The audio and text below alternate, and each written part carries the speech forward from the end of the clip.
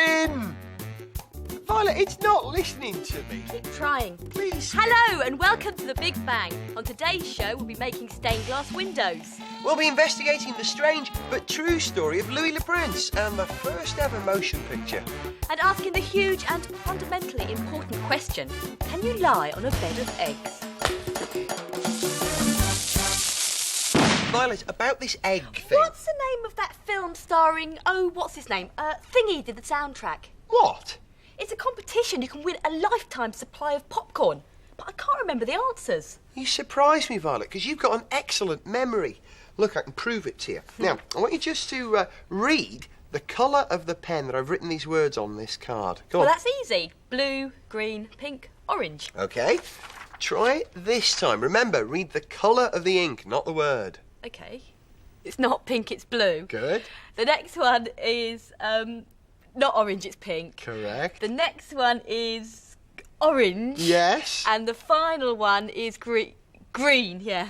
It's green. Well done. But not easy, huh? What's happening here is your memory is linking colours to words. You see the word pink, you remember pink. It's very difficult to actually say blue, which is what it's written in, proving that your memory's so good you've remembered the colours. Excellent. Why are you telling me this? To prove that your memory's good, even though you couldn't remember the answer to these questions in this competition. Are you doing a competition? Violet, have you remembered the answer to the propeller spinning trick? Yes. Have you got it yet? Not yet. Let me see. I can't touch it. Can I blow on it? No. I'll give up then. OK, well, there's a trick to it, and I'll tell you how it's done at the end of the programme.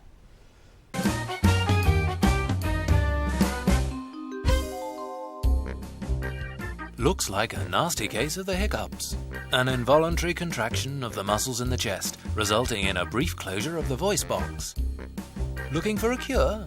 Try one of our top 5 tips. Straight in at number 5. Just hold your breath and pass your arm behind your back. Then pull with your other hand, relaxing your chest muscles and foiling the hiccups.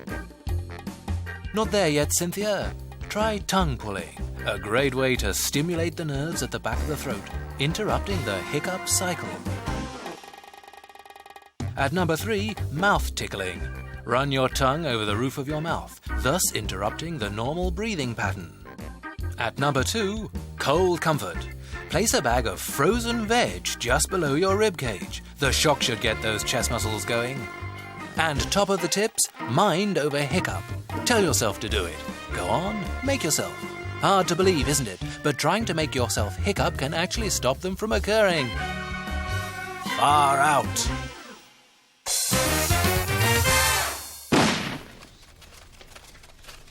Hello. Hi. Oh, great photos. Oh, yeah, it's the photo flick book. Oh, is this the one with the, Yes, it is. Look at that, you don't like that. And it works just like a film. Persistence. Bless you. No, persistence of vision. Persistence of vision is how these photo flick books work. You see, when you see an image, your eye retains that image just for a split second, even after it's gone. And your brain can then glue all the images together and it looks like a movie. To make your own photo flick book, make sure you film something that moves just a little bit with each frame. It's also a good idea to make sure the image is to the far side of the photograph, because it's easier to do the flicking then. Now, the phenakistoscope was the first ever moving picture device. Can I give you that? Easy to make. All you need is a piece of card about the size of a dinner plate with 12 or more slots cut around the outside like that. Now, you'll then need a handle, which is that bit of card, and one of those paper fasteners. There's one there. Oh, yeah. And you pass the paper fastener through a hole in your card and into the disc and out the other side.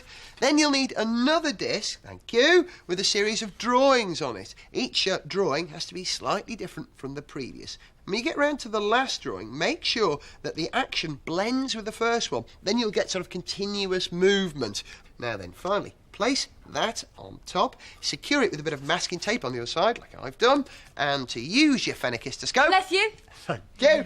You look through one of the slots into a mirror, and you can then see the action happening, and it looks just like a moving picture show, a movie, if you like. It works on the same principle as the photo flick book. No, that's great, but this is better because you get pied every time. It's great.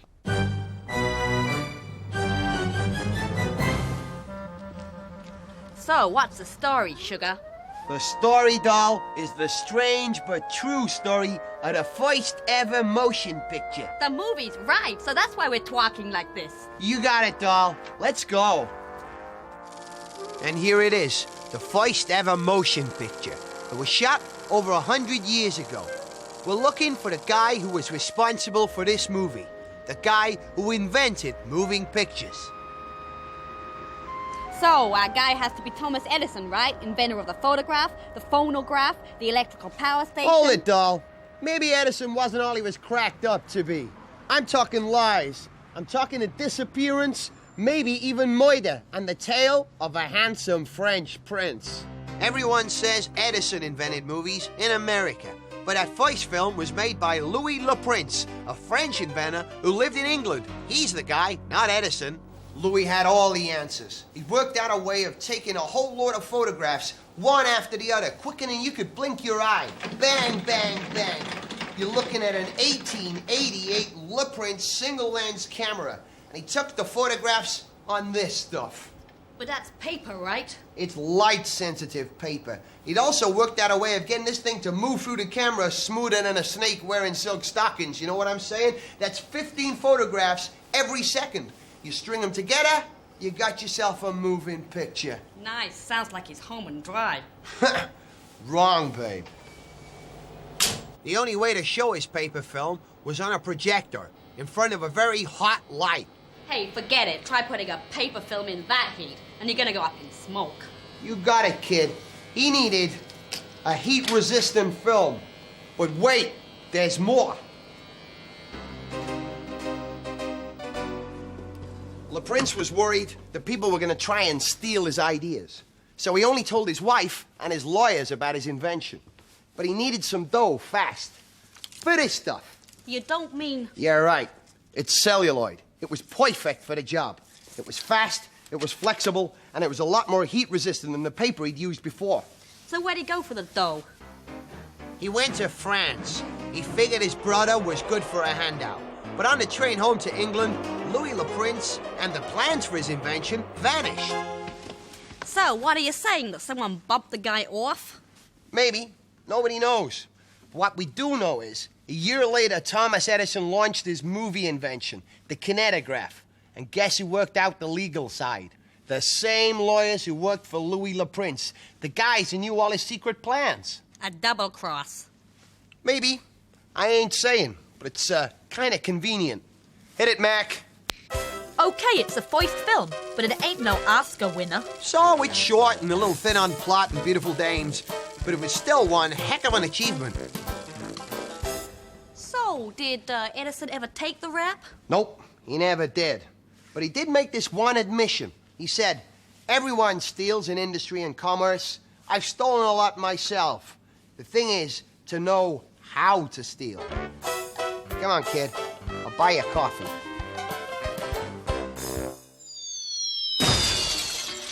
Gareth, come and look at my lovely stained glass windows. I've made a dragon. A dragon? Now you're talking. We Welsh love a dragon. Do. I know that hog of it. Well, I'm glad you like it. You can help me do my last window. I'm doing a space scene. So would you help me sharpen some crayons? Yes, sir. Mission control. You do the outline of your shape on an ordinary piece of paper in a black marker pen. I've done the outline for the flames that are coming out the back of my rocket ship. You then place this piece of paper on a piece of greaseproof paper and place that on an ironing board. Because in a minute, you're going to be doing some ironing, so make sure there's someone hanging around who can use an iron. Violet, how sharp do you want these crayons? I don't want the crayons at all. What I want is the crayon shavings. So what you do next is you sprinkle the crayon shavings over the picture, then get another piece of greaseproof paper, place that over the top, and iron it on a warm iron. Gareth? Thank you. If you haven't got a Gareth handy, get someone else in the house who is used to using a warm iron. And the warm iron makes the wax melt and all the colours run together. You don't have to be too accurate, Gareth, because even though it's going over the edges, we're going to cut it out afterwards, so that doesn't matter. And when you've finished, you have to leave it to cool, and then it'll harden and the wax will go all hard. You finished that? Yeah. Okay, we can't show that yet, but this one was hardened earlier, as you can see. Oh, very good. Would you cut that out for me? Yes, okay. My space scene is nearly complete. This is my stained glass rocket ship, and I've achieved the blue sky background by painting directly onto the window. Don't use normal paints because they're really runny and they just drip down. So I've mixed powder paint with washing up liquid to get a really good consistency. You can paint it straight onto the window, and if you're bored with it, you can just wipe it off again. Here you go. Oh, thanks. I'm just going to stick this flame on with double-sided tape. And then I'm nearly finished. Just have to get a bit more paint and fill in the gaps. What do you think? Well, I'm from Wales and I love rockets. And if you swap that Dolphin, Violet, for a Formula 1 car, I will grant you whatever you wish. OK then, finish off the ironing.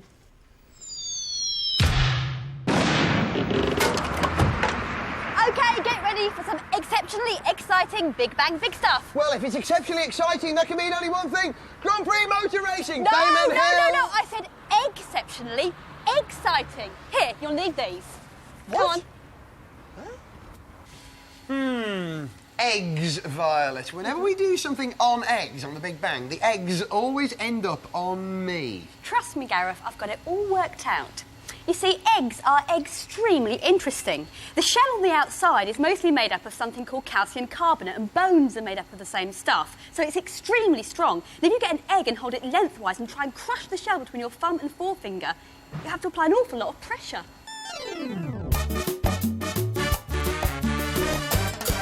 Whoa! Big up to the egg, massive! Yeah, and all we need is a volunteer to lie on them. What? Go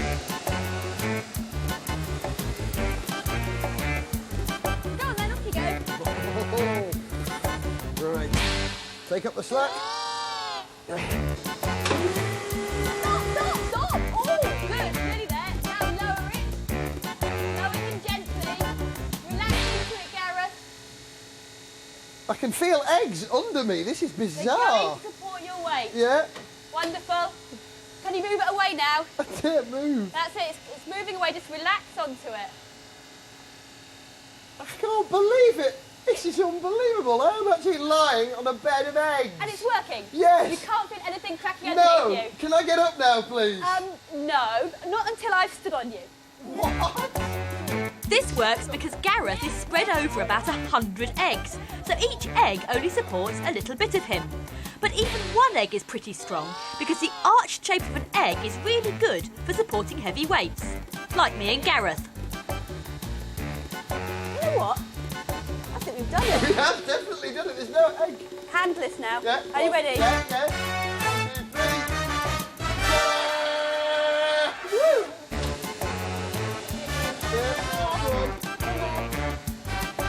And perfect. Not shell broken. Perfect.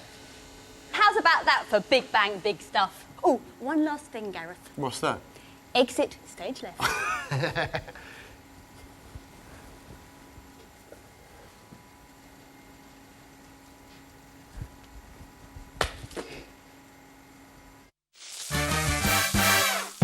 Spin.